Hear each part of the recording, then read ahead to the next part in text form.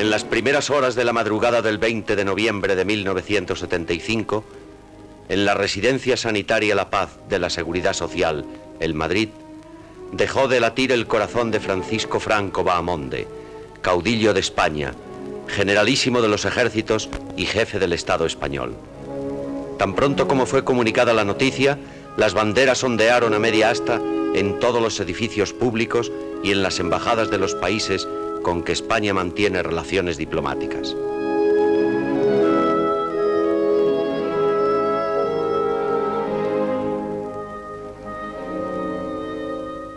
Un público ávido y conmovido se arracimó ante los puestos de periódicos, muchos de ellos improvisados. Los diarios lanzaron a la calle varias ediciones desde primeras horas de la mañana, tanto en Madrid como en otras ciudades españolas. Aunque la muerte del caudillo parecía inevitable, la noticia impresionó profundamente a todo el pueblo español, que no se resignaba a hacerse a la idea de que había desaparecido el hombre que durante casi 40 años había regido los destinos de la patria, dando a España el más largo periodo de paz, orden y progreso de su historia.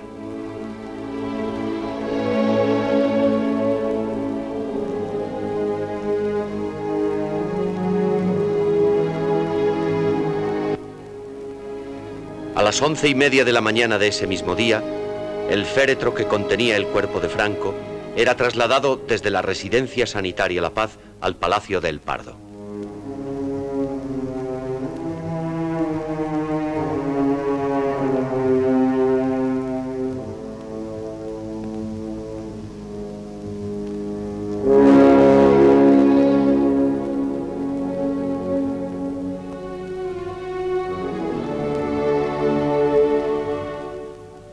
Nada más llegar al Palacio del Pardo, el féretro del caudillo quedó instalado en la capilla ardiente y a las 12:30 de la mañana se celebró una misa de corpore insepulto.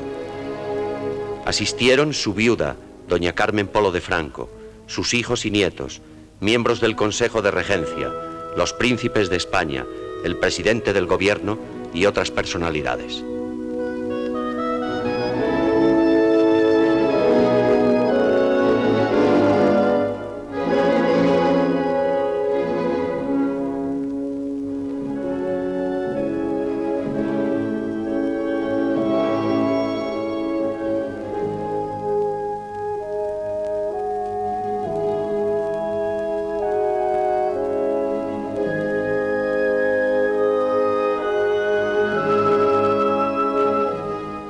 Ofició la Santa Misa el cardenal Vicente Enrique y Tarancón, arzobispo de Madrid y presidente de la Conferencia Episcopal, quien pronunció una homilía en la que puso de relieve la entrega total, incansable, de Franco al servicio de la comunidad nacional.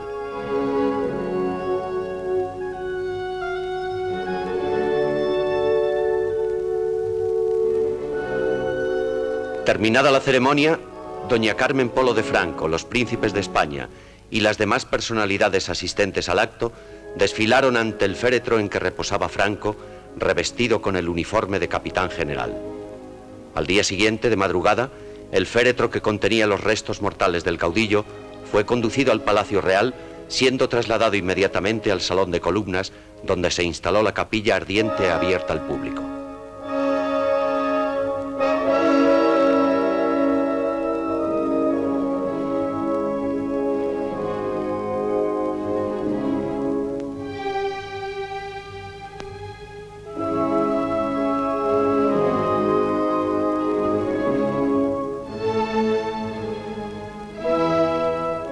A las 7 de la mañana se iniciaron los turnos de vela. El primero correspondió a los miembros del Consejo de Regencia, del Gobierno y del Consejo del Reino.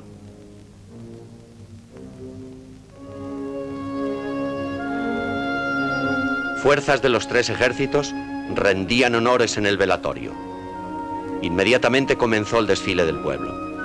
Una muchedumbre incalculable hacía cola en respetuoso silencio desde las primeras horas de la mañana, en espera de poder testimoniar su condolencia y sentimiento.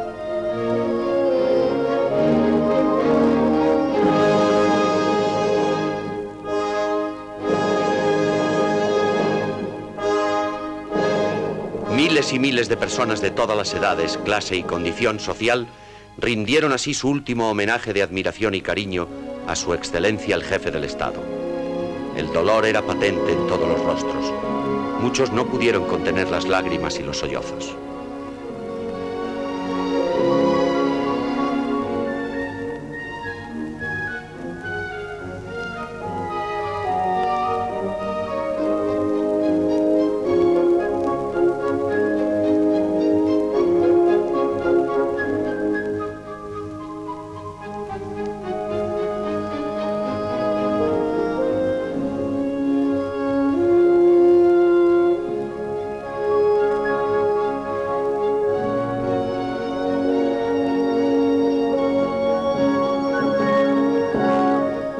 El desfile de los madrileños y de multitud de españoles venidos de todos los rincones de la patria se prolongó hasta las primeras horas de la mañana siguiente. Y mientras el pueblo español sigue pasando ante el féretro, vamos a evocar la figura del hombre que como militar, estadista y político llenó por completo las 3/4 partes de la historia de nuestro siglo.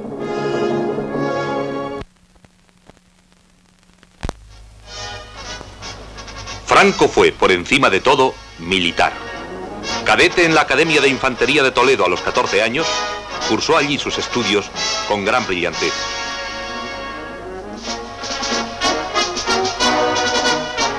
Destinado por petición suya a la zona del Protectorado de Marruecos, participó en diversas campañas de la Guerra de África. Allí forjó sus virtudes castrenses, que hicieron de él uno de los oficiales del ejército más estimados por el mando. Sus ascensos en la carrera militar fueron siempre por méritos de guerra, alcanzando el grado de comandante a los 23 años y el de general a los 33, lo que hizo de él el más joven militar europeo de su época que ostentaba dicha graduación.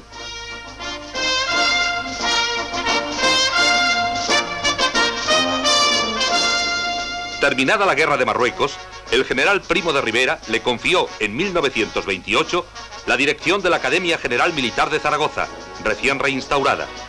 Franco supo hacer de ella una institución modelo, admirada por otros países europeos, hasta que con la proclamación de la República, los nuevos gobernantes decidieron clausurarla.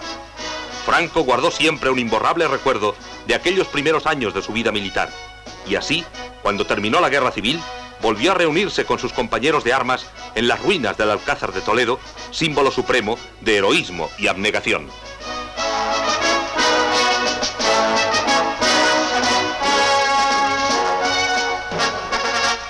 Para entonces, España había superado ya la crisis más grave de su historia contemporánea, y Franco, convertido en caudillo de España y generalísimo de los ejércitos, había demostrado ser no solo un militar de extraordinario valor, sino también un estratega excepcional. La forma en que condujo las principales batallas de la Guerra Civil, entre las cuales ocupa un lugar destacado el avance hacia Madrid y la liberación del Alcázar de Toledo, evitó que media España quedara destruida e hizo posible alcanzar un éxito total.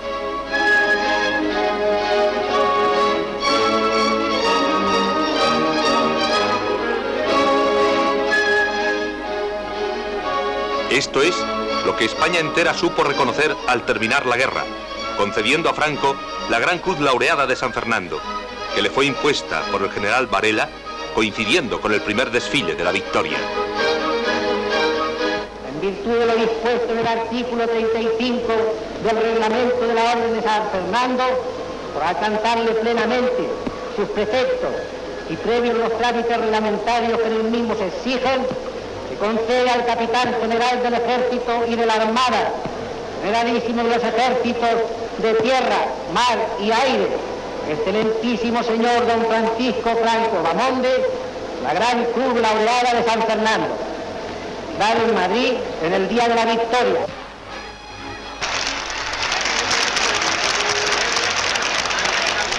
Desde entonces, Francisco Franco, como jefe de Estado y generalísimo de los ejércitos, supo velar incansablemente por la unidad y grandeza de las Fuerzas Armadas, salvaguardia de la nación frente a los peligros interiores y exteriores, y garantía de orden y de paz. Y así, durante 36 años consecutivos, jamás dejó de presidir la gran parada militar conmemorativa del final de la Guerra de Liberación, pasando revista a unas Fuerzas Armadas en constante perfeccionamiento y modernización.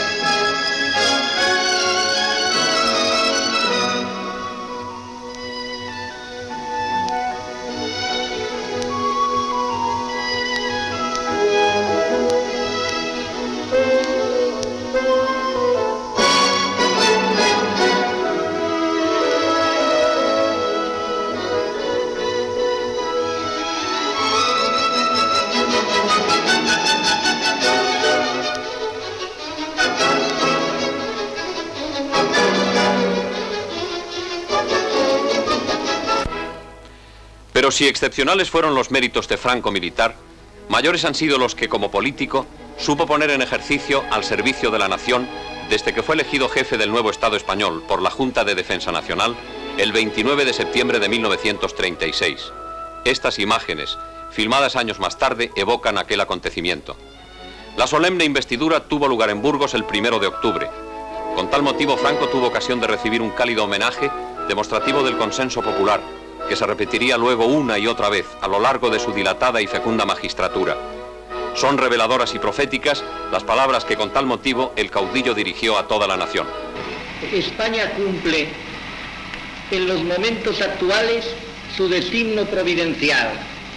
Como en otras épocas, derrama ahora su sangre en defensa de la civilización. El mundo, en un mañana próximo, comprenderá la magnitud del sacrificio y entonará sus cantos de agradecimiento. Pero apenas consolidada la paz española, estallaría la Segunda Guerra Mundial. Y una vez más Franco tendría que poner a prueba todas sus dotes de político y diplomático para mantener a España apartada de la contienda.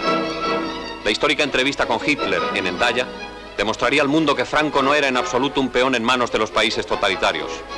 Como declaró más tarde un testigo presencial, Hitler se sintió terriblemente contrariado por la negativa de Franco a entrar en la guerra, afirmando que preferiría que le sacasen todos los dientes antes que tener que enfrentarse de nuevo con el general español.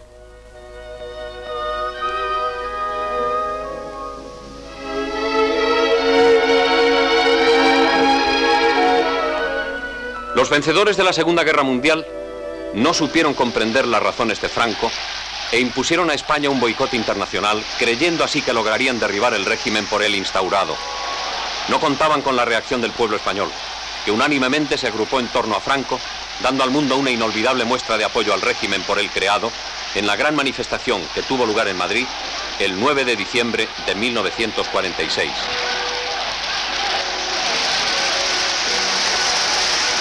Poco a poco, las razones de Franco se fueron abriendo paso y España, que contó siempre con el apoyo de los países árabes y de algunos iberoamericanos, volvió a ser admitida en el concierto internacional.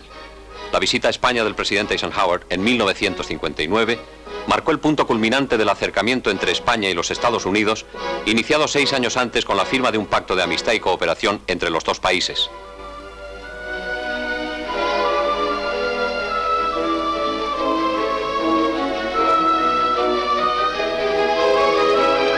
En años sucesivos, los lazos de amistad con Norteamérica se fueron consolidando y España, que había sido admitida en las Naciones Unidas en 1955, volvió a tener voz y voto en la comunidad internacional.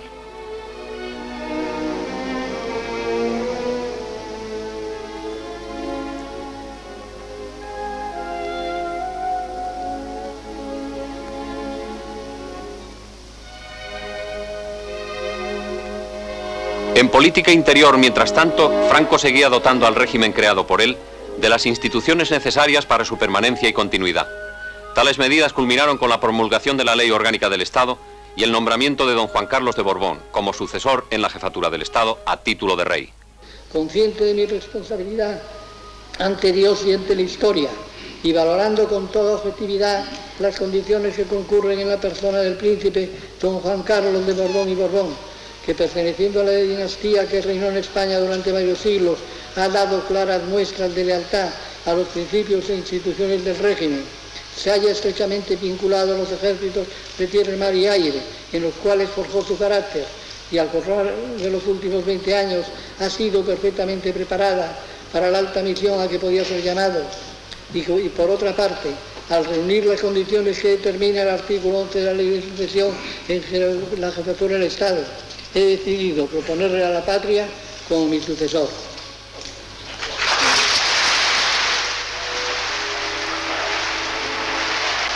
Desde entonces, todo quedó atado y bien atado. Y Franco, que había prometido permanecer al frente de los destinos de la patria mientras Dios le diera vida, siguió perfilando su obra histórica de creación de una España nueva, superando todos los obstáculos y viéndose rodeado siempre del consenso popular, que tuvo ocasión de manifestarse una vez más, el 1 de octubre de este mismo año, cuando una campaña sectaria de carácter internacional volvió a amenazar al régimen creado por él.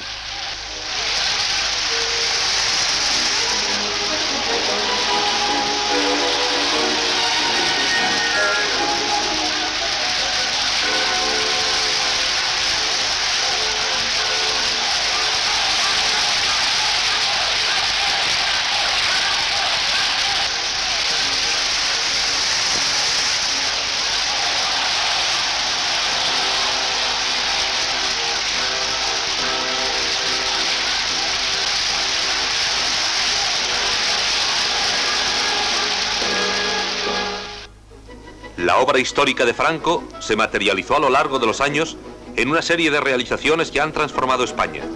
La agricultura, la industria, el comercio fueron surgiendo de las ruinas de la guerra civil, y el orden y la paz de Franco hicieron posible que el país progresara en 30 años mucho más de lo que había avanzado durante siglos. España es hoy la 10ª potencia industrial del mundo, y los españoles gozan de un nivel de vida que nuestros abuelos no pudieron soñar.